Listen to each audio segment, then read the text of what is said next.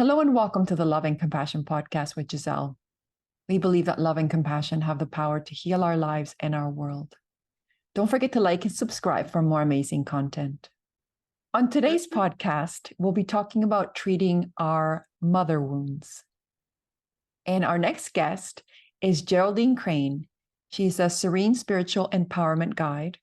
She works with women who have had toxic or difficult relationships with their mothers, helping them to stop people-pleasing, stop putting themselves last, and start loving and honoring themselves. And in doing so, have a happier, healthier relationship with those they love. She uses spiritual hypnotherapy, coaching, and inner child therapy to help them reconnect with their true selves and the power they have within them. Previously, Geraldine worked as a probation officer, substance misuse worker, and domestic abuse recovery worker. But after realizing that her own relationship with her mother was toxic, she took that very difficult step of cutting contact with her and going on a healing journey, which led her to this work, which she feels so passionately about. Join me in welcoming Geraldine. Hi, Geraldine. Hi, thank you. I love hearing you say my stuff. It sounds so good. Definitely.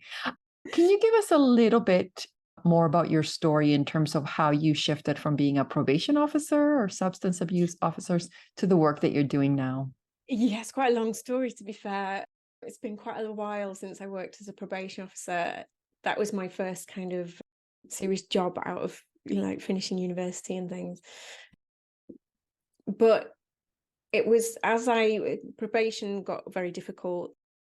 The funding went and it was all messed around with by our government. So I left the probation service and started working with domestic violence victims. And the reason I'd got really interested in that is actually for a short period, I worked in a crisis team with substance misuse, and I helped a couple of women flee from violent relationships. One particular woman was very inspiring.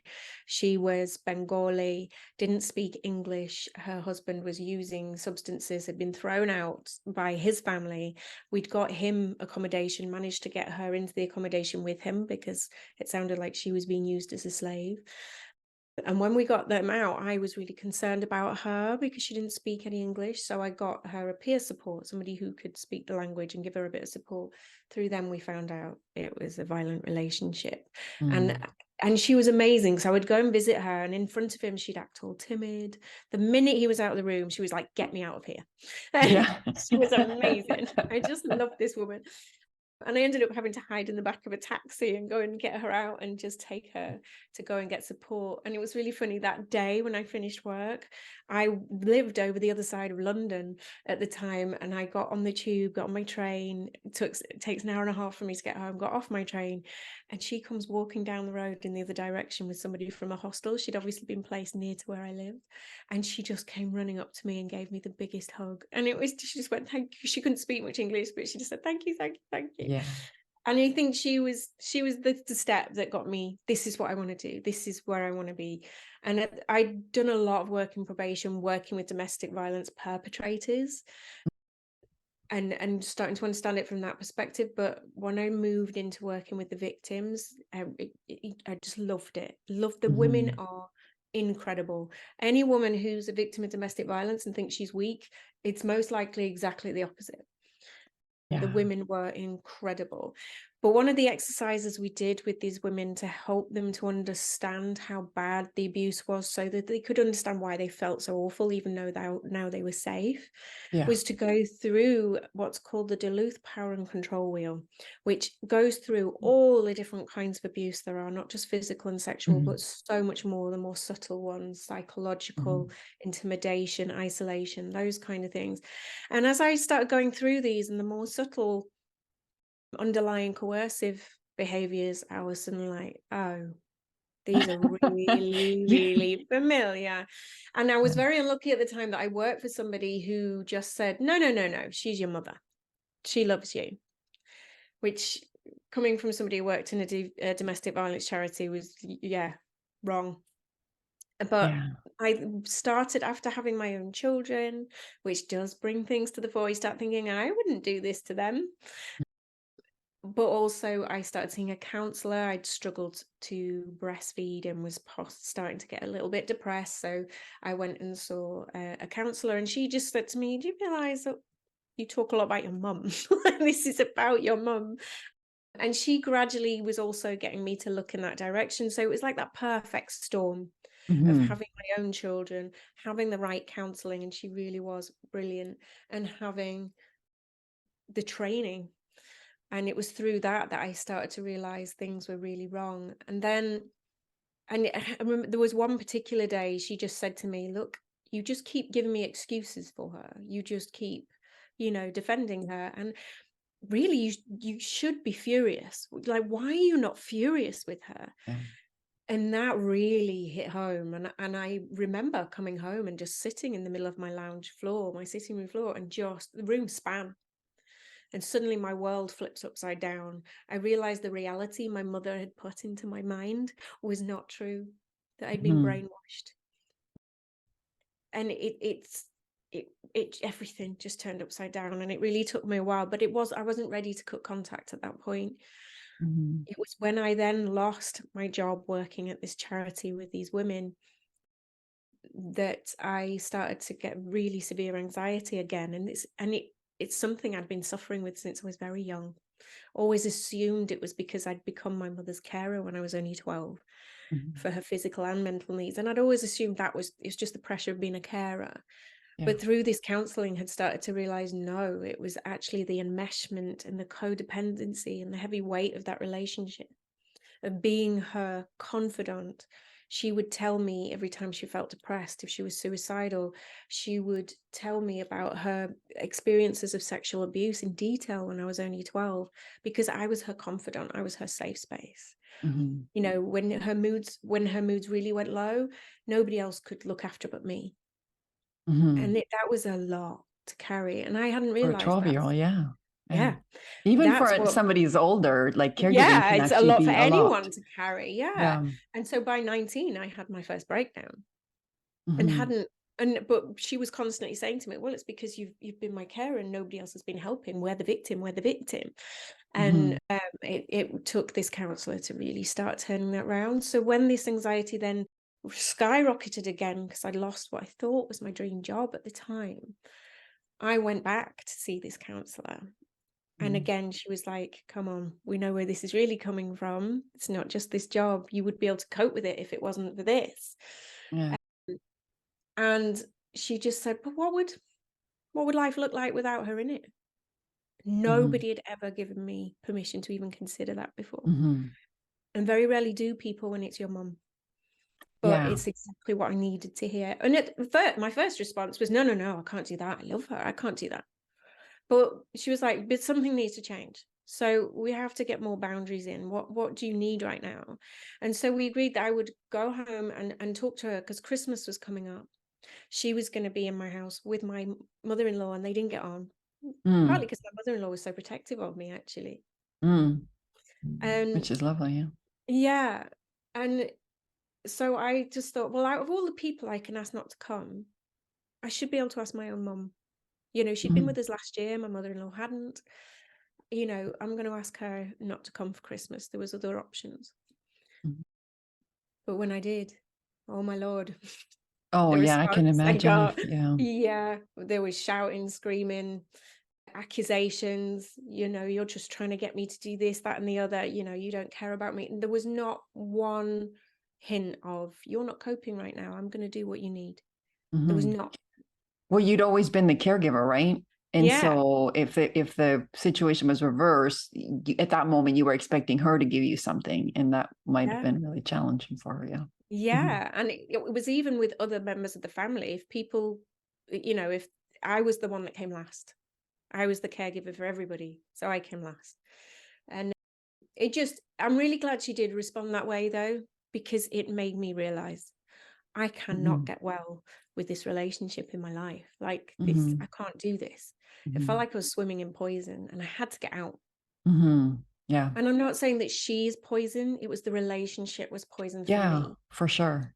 For sure. And it Yeah. and it and that's I sent her a text message afterwards, which sounds really harsh, but I was terrified. And this is Mm-hmm. what people can't get. You don't cut contact because it's the first and easy option. You cut Yeah. contact because it's the last option. And usually by this point, you're terrified and you Mm-hmm. just don't know what else to do because Yeah. you're just going around in circles. So I texted her and said, I'm very sorry it's come to this, but I can't get well with this relationship and I need you to stay away from me and my family. I did question whether she should have contact with my kids, but my husband was just like, no, I don't. Mm-hmm. And you have to think, if she's not safe to be with you, Yeah. she's not safe to be with your children. Yeah. And especially when you've got somebody who's maybe covert narcissist, emotionally immature, they're gonna use that relationship. Mm. So what So was yeah. the response? I can Well, imagine I that. didn't really give her a chance to have one because I blocked her. I completely Mm. deleted because we'd had these arguments over WhatsApp with each other, really long, like, oh, when I think back about it, it's awful. But Mm. I thought she's going to use this against me. I deleted the lot. I Mm-hmm. blocked her. I deleted the lot. I blocked her from my email. The only way she was going to be able to contact me was to turn up on my door, which she could have done. And I was terrified of for a long time, Mm-hmm. or write to me. And she never did any of that. Mm-hmm. She's never made, the only time I've seen her was at my grandmother's funeral. Mm-hmm. And we didn't talk.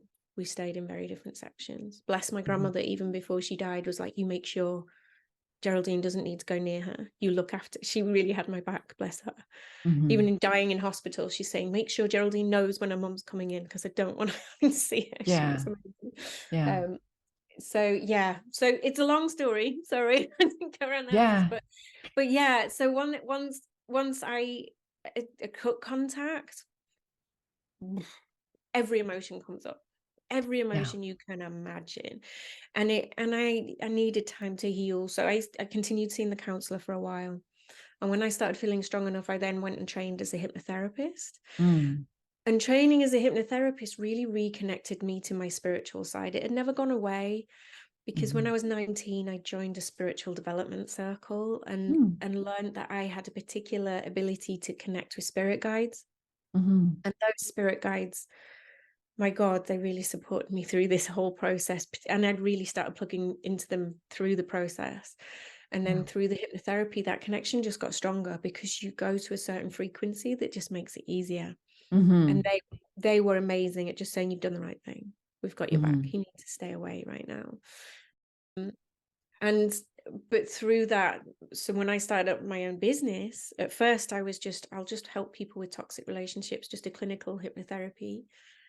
Then lockdown came and I let my business go quiet. I wanted to focus on my children, but I knew to keep them well, I had to keep me well. So Yeah. I meditated for 2 hours, or I read, or, I did a lot of self-development. I did some Mm-hmm. self-hypnosis, inner child work on myself. And again, connection with spirit got stronger. So I started sharing messages because they were giving me loads of messages of reassurance. So I started sharing these online, and it was my coming out, I Mm-hmm. am spiritual. I'm coming up. People who knew me personally knew it, but professionally I Yeah. hadn't. And the response was fantastic. Mm-hmm. So once I started being able to do my business again, I started meditating before seeing clients, and I was channeling scripts for people and getting really clear messages. And that's when my serene spiritual way of using hypnotherapy and coaching kind of developed. It was all guided by spirit, but also bringing in all my skills from hypnotherapy, probation, substance misuse, all those skills that I've had professionally, all brings it together. And I've developed a serene way of working with people where I take them through stillness, emotions, reconnection, energy, now, and empowerment.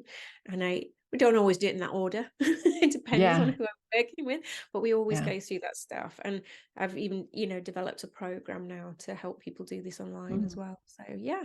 Oh, That's that's where it's wonderful. from. Thank you for sharing your story with us. It definitely, when I reflect on my life and I reflect on the people that I know, definitely the mother wound seems to be the one that seems to be the most impactful. And it's interesting how it plays out, right? And when I hear some of the historical things, some of the same themes come up that you were mentioning, the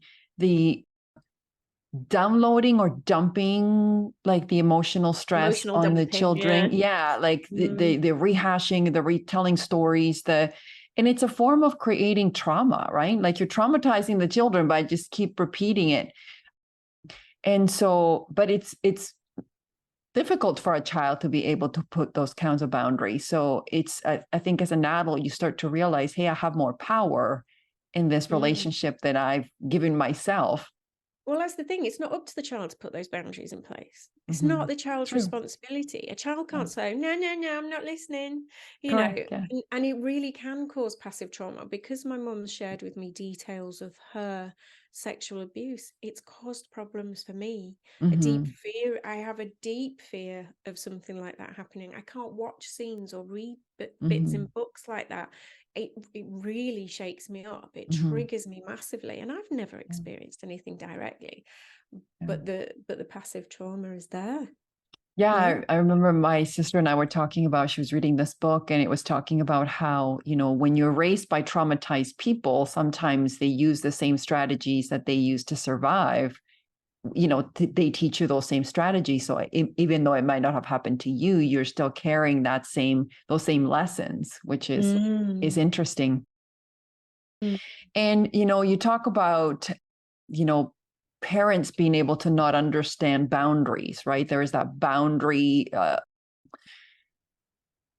violation, if you may, right? And Mm. so, but I think when you become an adult, then you start to realize, hey, maybe some of the stuff I was raised with, maybe not so okay, right? Like when you start to expand your world, you start to realize. Yeah.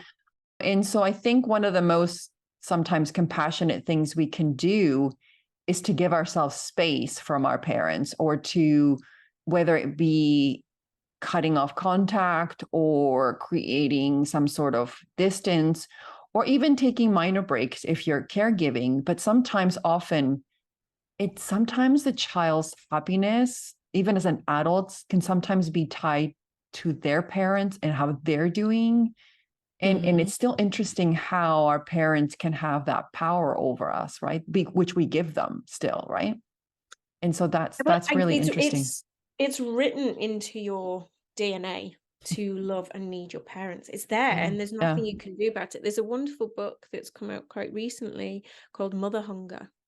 And I Mm. think that really can explain it, because I mean that's not about particularly toxic mothers. It's about anybody who's lost a mother because they've passed, were adopted, but also had a neglectful or harmful mother. That you can still have that real panging and need to be mothered and nurtured. She talks about nurturing, protection, and guidance being those essential things that you need from a mother. And if you don't get them, it can cause this mother hunger later on in life. It can cause mother wounds, as people talk about. And Mhm. it's being really aware of those. And what I find really helpful when I'm working with people, I don't focus too much on mom. I focus more on them. Yeah.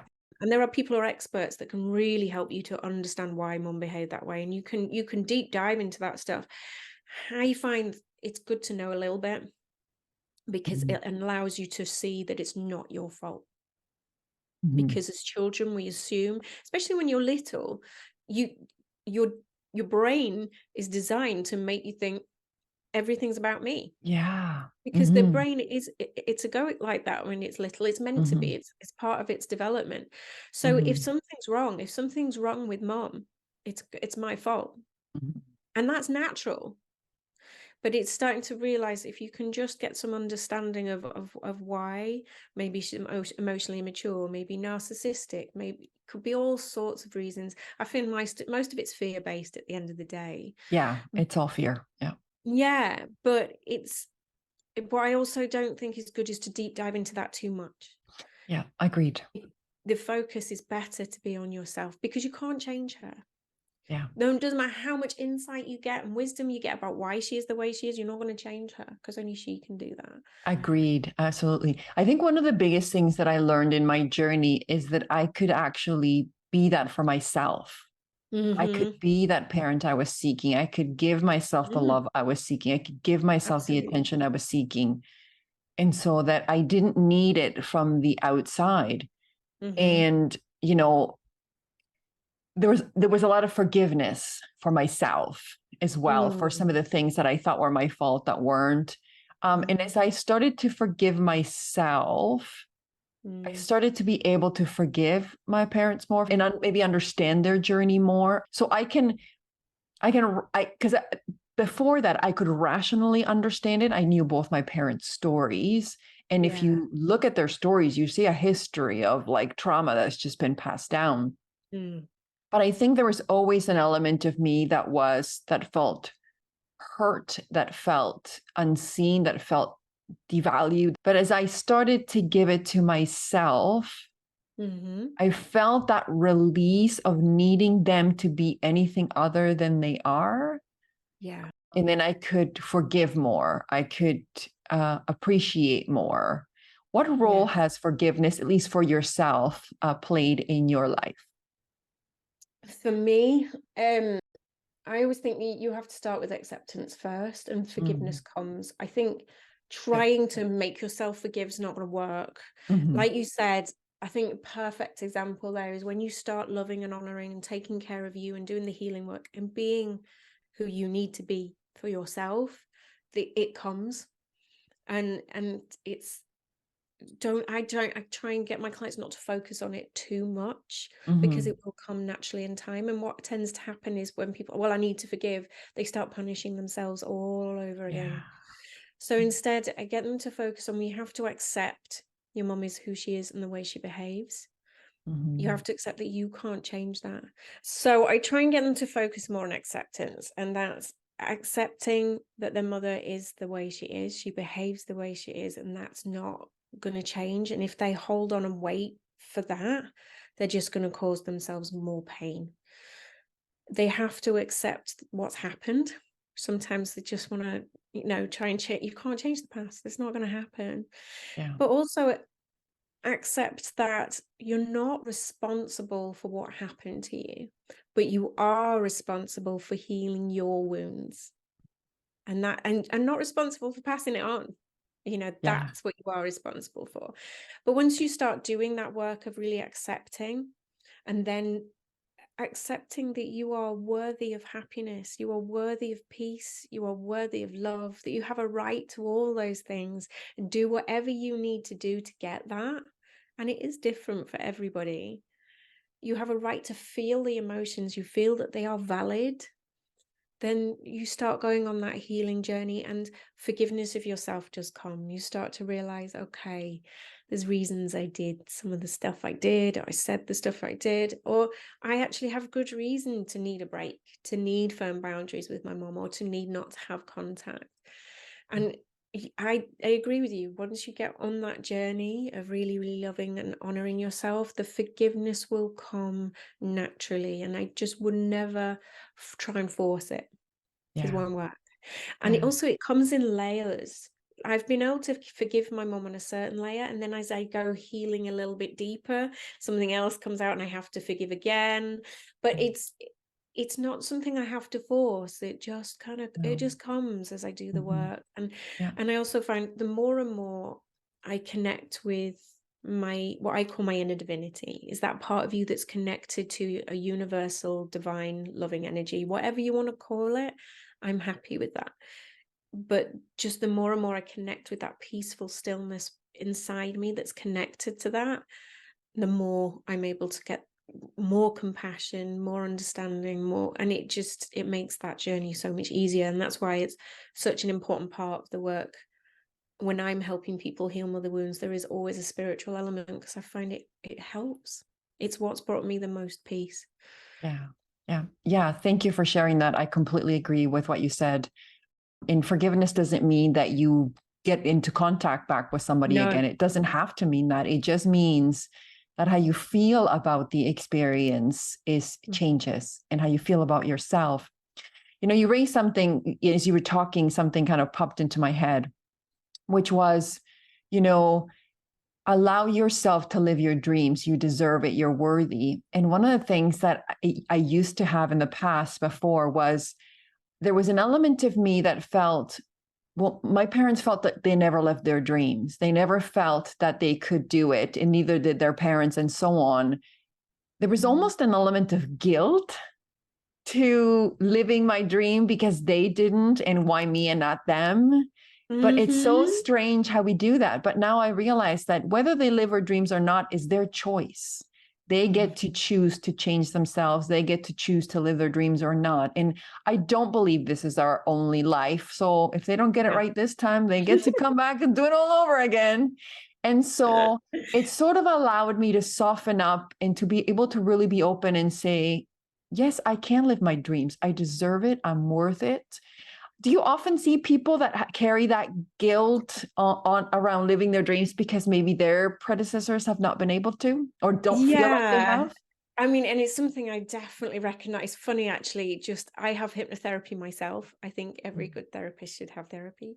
And and actually that's what was coming up for me, was some resistance to success. Yeah. And some of it was coming from guilt. And I particularly remembered my mum coming to see me when we moved into the house. And we've got this big, beautiful house we managed to buy because we had a flat in London. And if you know anything about London, the housing's crazy.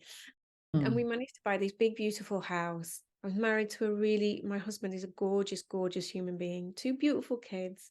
And my mum kind of came over and just well, I had all that and I lost a lot. Your father left me and I lost the house. And it was just like, Yeah. and I did carry this guilt of people coming around to the house and just like, well, what right do I have to own such a big, beautiful house, and this real guilt around having stuff. And Yeah. like, I'm very lucky. This is a garden room that I'm working from, and still comes up like, oh, but my husband's worked really hard for it. And no, You have to justify, but you don't. And I that's the thing, don't. is people put their own limiting beliefs on other people, right? So they said, well, I didn't get to keep it for whatever reasons. I lined out of it, or didn't think I was worth it, or whatever. And then they tend to put that. I've seen that with people, like how they come, especially the older generation. Sometimes they'll come and they're sort of envy their children, or they're sort of like, I haven't personally experienced that. I find my parents are fully in support of in my dreams. So I'm grateful for that. But I've seen other people in my life where there's that interaction. And I kind of, observe it kind of with curiosity and say, that's interesting. I think of my children, I think of, I want them to have more than me. I want them to be better than me. You know what I mean? Like to see them to really flourish. But the dynamic between people where they don't want their children to excel or be, I think there's an element of shame and guilt in there, not maybe being able to fulfill their dream. But it's interesting to watch, because then, like you said, our job is not allow that to impact us. Our job's not allowed to give away our power to other people to determine what our capacity is. Oh yeah. But it is amazing how we do that. And it's not always just even with parents too, with other people too. People think, oh, I have to kind of diminish my light because of these people and whatever. But because that's what we're taught, right? We shouldn't brag, you should be humble, you should be all of these things. And trust me, you're British, that's it. Yeah. It's not crazy. really British though, yes, but yeah, like British is very proper.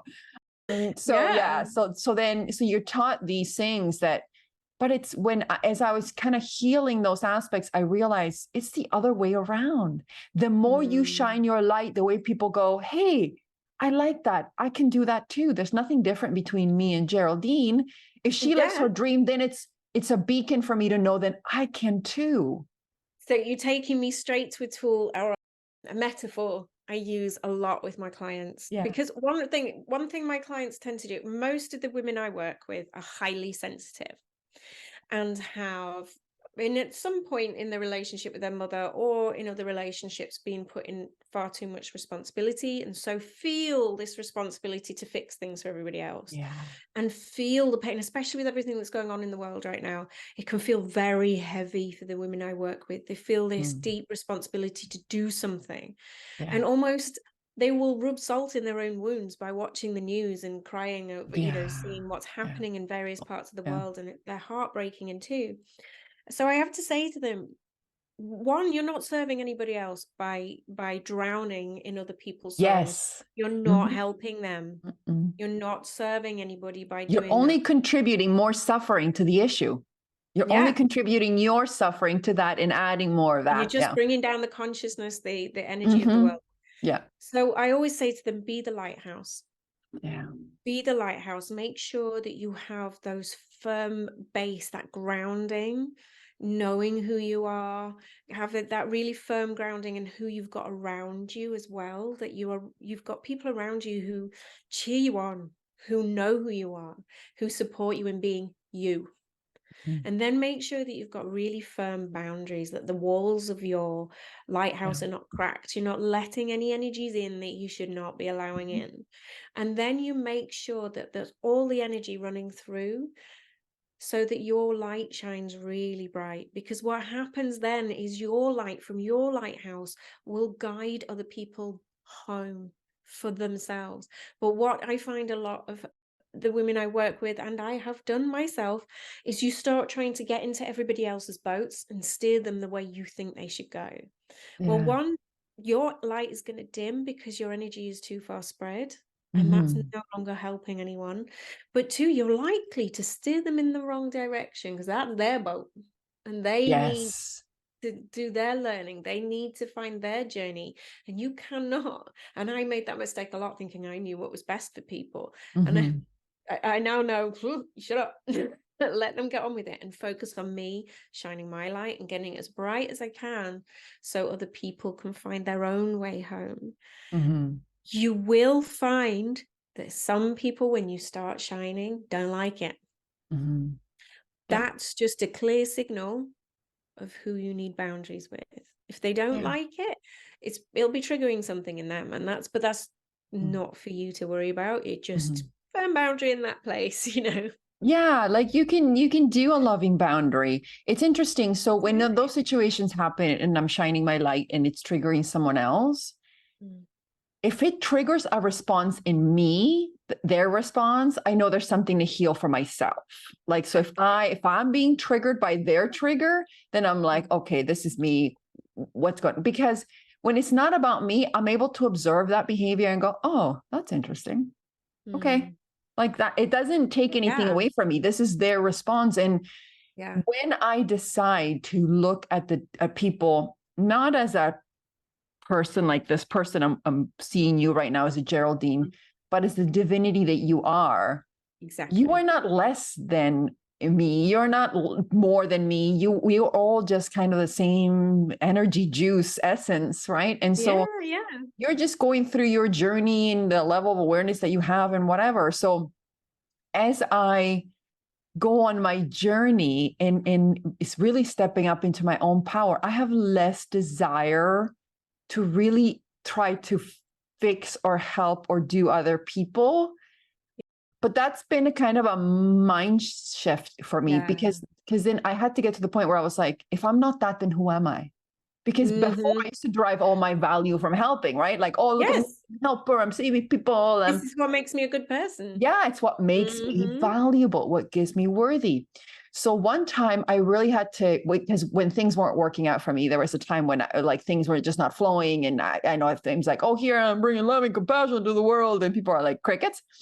And then I really had to, I really had to ask myself, if I don't do anything in the world and don't contribute anything in the world, nothing, if I just don't Hmm. do anything, I could be at home, like you were mentioning, Hmm. meditating with myself, Hmm. am I still going to be able to love and accept myself? And I Mm. had to really think about that. And I Mm. said, yes, right? Even if I don't accomplish Mm. anything in the world, Nope. I'm still worthy. I'm still lovable. I'm still Ah, valuable. I don't have to earn my own love. But that took a minute. oh yeah. A minute because we're so caught up in these, like you said, we want to fix things. We're taught to do things, to move things forward, be of value, to be of And it just service, becomes especially if you're identity. used to, if it's Mm. part of your identity. Mm. It's if you were the responsible one, because that was the Hmm. thing that kept coming up for me: Yeah. responsibility, responsibility, Yes. responsibility. When I was going through this journey of leaving my workplace and starting all of these Mm. things that I'm doing now, and it was like, oh my God, like I can't, I'm not being responsible. And Yep. so shifting that has been sort of interesting. What Yeah. has been kind of your biggest mindset shift when you think back about where you are and where you I are think now? it's a really similar one. One of the biggest things that tends to come up with myself and my clients is Yeah. attaching your worth to your usefulness. Mhm. And it's something that when I work with spirit and spirit guides, they bring me time and time and time again, that there is nothing you need to do, be, or have to have worth. You simply are. You are Yeah. a part of this universe. You are part of this loving energy. And that is just beautiful. Bang. Nothing more. Like you say, you could sit in a room and do nothing. Yeah. But you can be contributing to the consciousness of the world by simply sitting in an empty room and just having nice thoughts and sending them out. That's Yeah. powerful. Yeah. So it's a big thing that I work with my clients on, and it's certainly been something I've had to really work on with myself. And Mhm. it comes up a lot when you run your own business. Yeah. So being able to charge. And I'm very lucky. I have support around me with my business, and I have a business consultant who's always saying to me, stop trying to give so much. Mm. You're over giving again. And it's Mm. because I want to help, I want to serve. I've had to learn, like I now have a work mobile phone and a home mobile phone because I need to turn it off, To be because able to separate. Yeah. I will get Mhm. people texting me in crisis in Yeah. the middle of the night, or and yes, they shouldn't be doing that, but I work with people all over the world, so sometimes they just don't realize it's Yeah. the time zone. Fair enough. Yeah. Or I've had it a couple of times where somebody sent me 30 voicemails, Oh. just like bam, bam, bam, bam, bam, bam, bam. Yeah. So I need to be able to switch that off. And Yeah. it's learning those boundaries, and it has taken time. Like I had somebody message me the day before my mother-in-law's funeral, but I Mm. was able to say, I'm really sorry, I can't help you now, but I have this group, you're in that free group on Facebook. Go and talk to them, and I promise Mm. you, you will get support. She had 40 messages, 2 offers of free services. It's a beautiful community, and I knew they would have her back. So it's Mhm. also, part of it's been creating the community around me so I can do this work and not carry the load on my own. Yeah, yeah. And what a beautiful example, because you didn't leave the person hanging. I mean, you honored your boundaries, which was important because you needed to put your own oxygen mask on. But you Yeah. also said, here's this other offer of love where these other people, other beings can be there for you. So I think that's incredible. And it Mm. reminded me, you've been talking a lot about boundaries. One of the things I observe really is people, you use the analogy of a lighthouse. I like to actually use the analogy of a boat. Like people Mm. often think that if you see someone drowning and you're on a boat, that they need to jump in the water with them and suffer with them. And Mm. they're only happy if the other person's happy or if the other person's doing okay. But it's how can you change your relationship with suffering and observing people suffering in a way that you stay on the boat, and you can give them a helping hand, but they can choose not to get on the boat. They can choose not to accept your help, and that's okay. Yeah. And to be able to still, and what I say is, hold a vision of them as they would want to be seen. Loving, Mm. compassionate, thriving, abundant, healthy, all of those things. So I can Mm. hold that vision for them, extend a hand if they need it. But if they're not willing to take it, I'm not choosing to go in the water with them. And to me, that's a definition of compassion. How has Mm. compassion, especially for yourself, helped you get to where you are today? So one of the ways, I love that example, by the way, the boats. I'll be pinching that now and again. Oh, yeah. Yeah. You just do, don't you? Like, I'll grab that metaphor. No, it's Yeah. all in my If it basket. helps people, who cares? Oh Like, yeah, I don't even know where I got that from. I use exactly. other Like, people's yeah, analogies all the time. take it. Yeah. Yeah. One of the things that's really helped me with compassion is to really accept that we are all divine beings having a Yeah. human Me experience too. and here to learn our own lessons. Yeah. And that spirit has shown me time and time again that the people who are going through really awful things in other parts of the world are doing deep learning that will expand the universe, and to honor Yeah. them for doing that learning. But I can't do it for them, and I can't take that away. But they've chosen on a soul level. They might not know it on a human level, but on a soul level to experience that, because their soul needed to learn something, and I honor that. And if I'm inspired to take some action, start up a food bank, something like that, great. But you've got to take that action from a love, not from a fear. Yeah. And there's a big difference there. But one of the things that helps me to really get this in my head is I think of life as a computer game. Yeah. And everybody's got their own Yeah. avatars, but everybody's also got their own missions. So the game you're playing is the different game from what I'm playing. And what I need to come here and learn, what my mission is, may be different to yours. And we may have different ways we need to get there. So it just allows me to be like, oh, okay, I'm going to let you do you. Yeah. Because I don't know what computer game you're actually playing. Yours could be quite different from mine, and that's okay. And I love to dive into this inside out understanding of realizing that we're all living in the experience of our thinking, not our circumstance. So every individual is experiencing the world differently. They're living in a completely different world anyway. Yeah. So my understanding of the world is coming through my thinking, and their understanding of the world is coming through theirs, and it may be very different. And you can see some people's thinking, bless you, just think, oh my God, what are you living in? you know when I Yeah. get trolled by people online, and I just think, oh my goodness, you're obviously living in some very unpleasant thinking, and it's spilling out. But when you think of this as a computer game and that everybody's on their own mission, it kind of just lets you know that, okay, I need to focus on playing my bit and let them play their bit. And Yeah. it really helps me to just know where I need to focus my energy and let people get on with their learning. Yeah. Yeah. And I think, yeah, sorry, yeah. go ahead.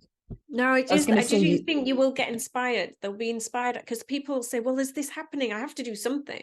Okay, get really still, really connect with your wisdom rather than going, I have to do something and then running off. Because actually what you're doing is acting out of fear, and you won't see things clearly. It's like having a dark cloud around you.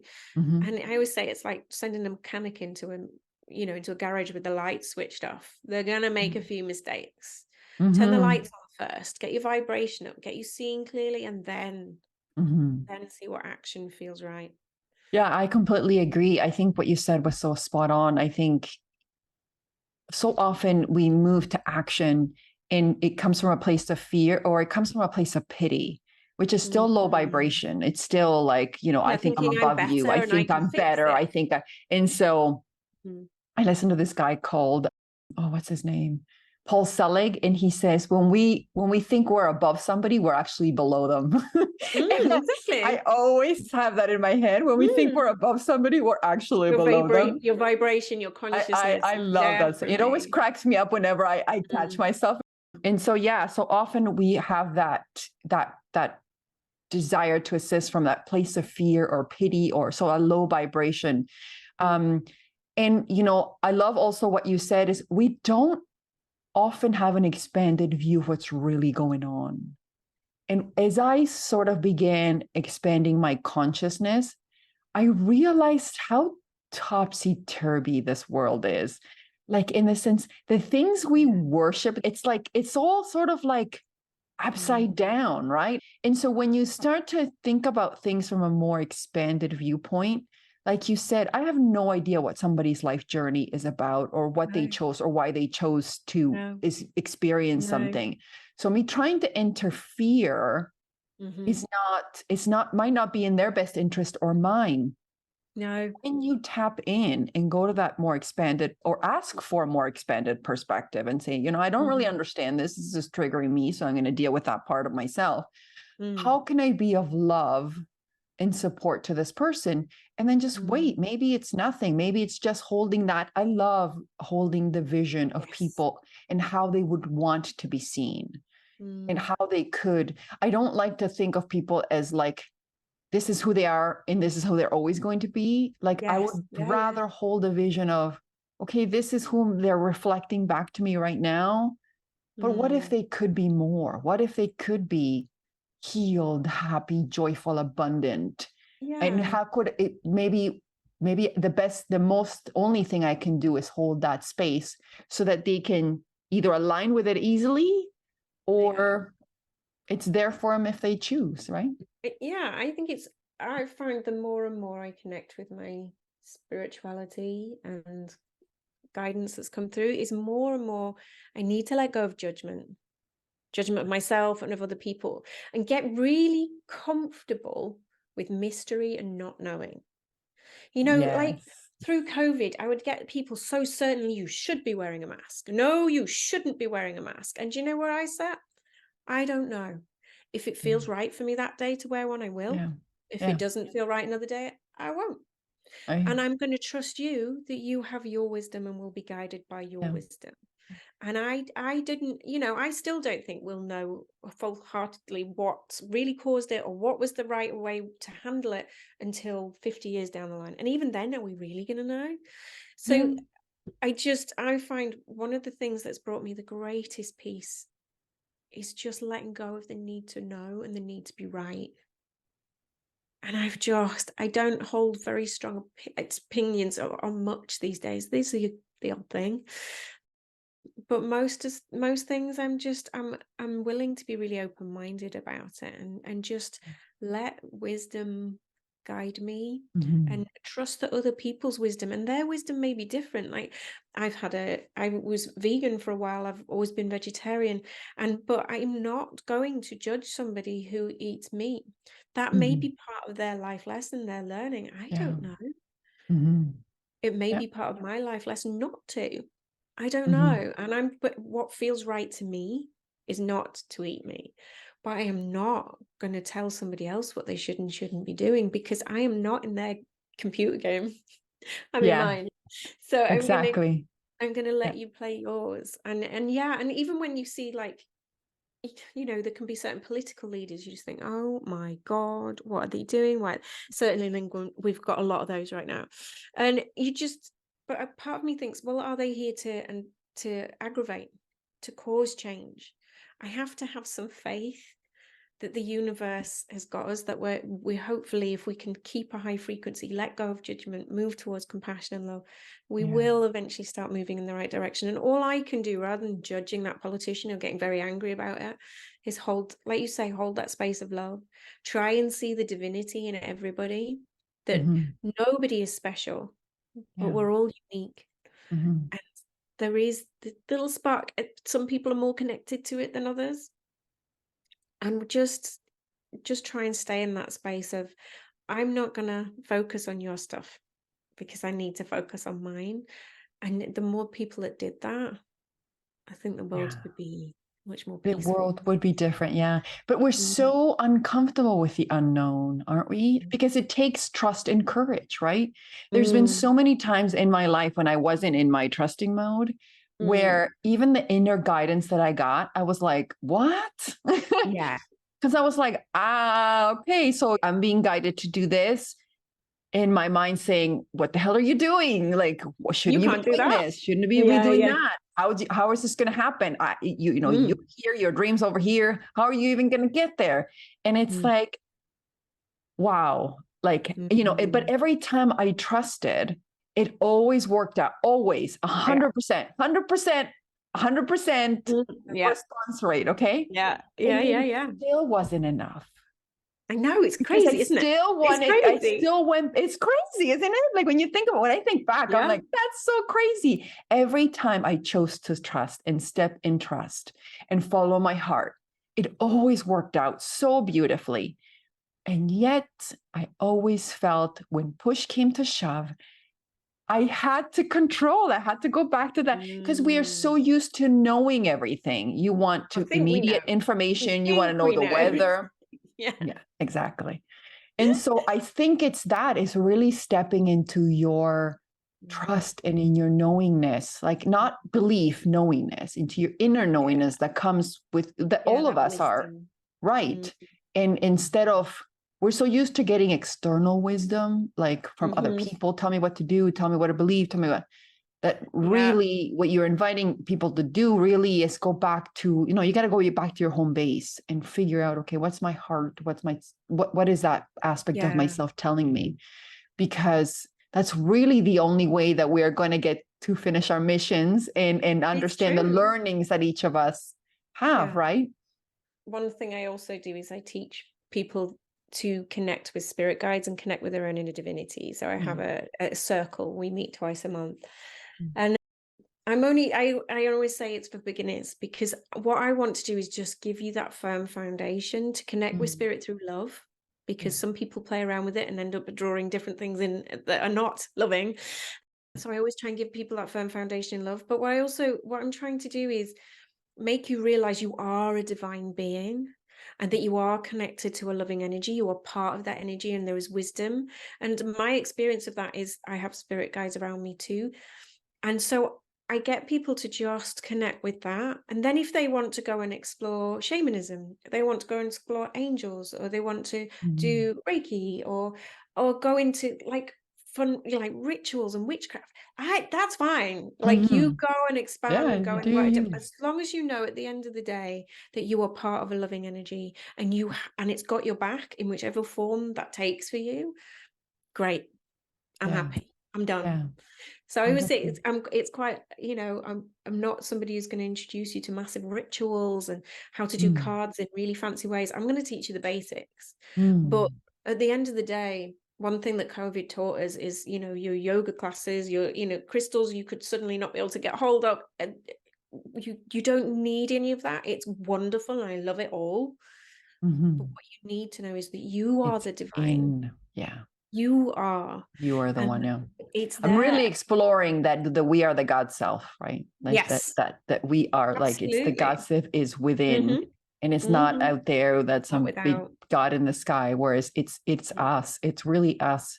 And so we have the ability and the power to create whatever we desire in a way Yeah, that harms no one, and in a way that uplifts like everyone, right? To be the lighthouse, like you exactly. were saying. Yeah. Mm-hmm.